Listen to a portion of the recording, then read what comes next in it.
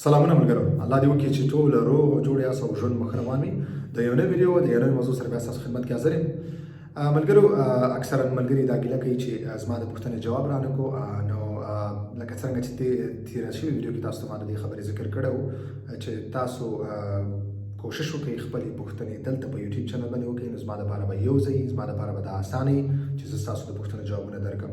ځکه بعضې ملګري چې کوم دی هغه په ټیک ټاک یا په فیسبوک باندې یو پوښتنه وکړي، بیا د هغې پوښتنې جواب چې کوم دی هغه په یوټیوب باندې غواړي. نو تاسو خپلې پوښتنې چې کوم دي هغه دلته په یوټیوب چینل باندې د کمنټس په برخه کې چې کوم دی پرېږدئ. نو زه به ستاسو پوښتنې راخلم نمبر په نمبر او زه به په ویډیو تاسو ته جوړوم، تاسو به جواب درکوم.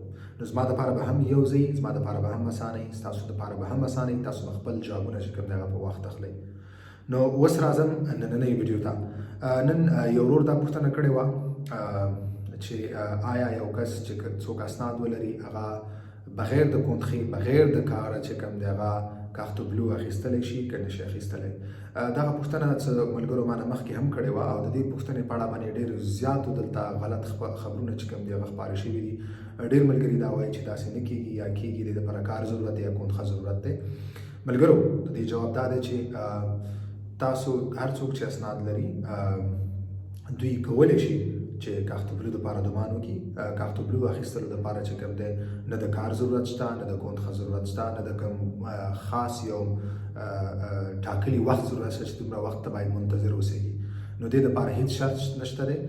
د کاختوبلو اخیستلو دپاره چې کوم دی نه یو خاص وخت انتظار شته، شرط شته چې تاسو باید دومره وخت انتظار وکړئ تر څو تاسو کاختوبلو واخلئ.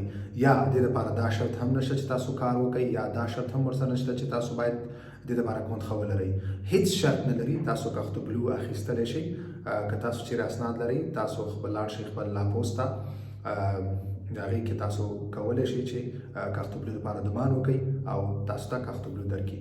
نو دغسې خبرونو ته تاسو غوږ مه نیسئ. دغه ټول خبرونه چې کوم دي هغه غلط خپاره شوي دي چې یو کس دی هغه کار که کاختوبلو اخیستل غواړي هغه باید کار ولري، هغه باید کونتخه ولري. نه، دا ټولې غلطې خبرې دي. هېڅ دې دپاره کم سے کم باید ستا څه عایدادي. نو یو کس چې هغه چې کار نه کوي طبیعي خبره ده، هغه غیسه خوري او غیسه چې خوري ستا دپاره څه نه څه عایداد راځي. نو تاسو صرف 50 یورو شرط لرئ چې هغه باید تاسو په کوم ورځ تاسو کاختوبلو دپاره دومان کوئ ځان سره 50 یورو نغدې اوسئ. هغه به تاسو خپل اکاونټ کې هلته جمع کوئ.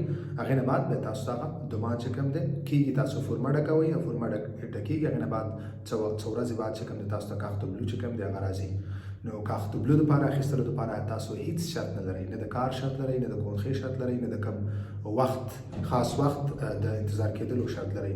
نو تاسو هر وخت کولی شئ چې کاختوبلو واخلئ که چېرې تاسو اسناد لرئ. نو مننه ملګرو، زما وه دغه نننۍ ویډیو. که تاسو هره پوښتنه لرئ نو تاسو خپلې پوښتنې چې کوم دی په یوټیوب چینل کمنټس په برخه کې تاسو پرېښودلی شئ او انشاءالله زه به نمبر په نمبر چې کوم دی ستاسو پوښتنو ته جوابونه درکوم. تر بلې ویډیو پورې په لاس سپارم. په مخه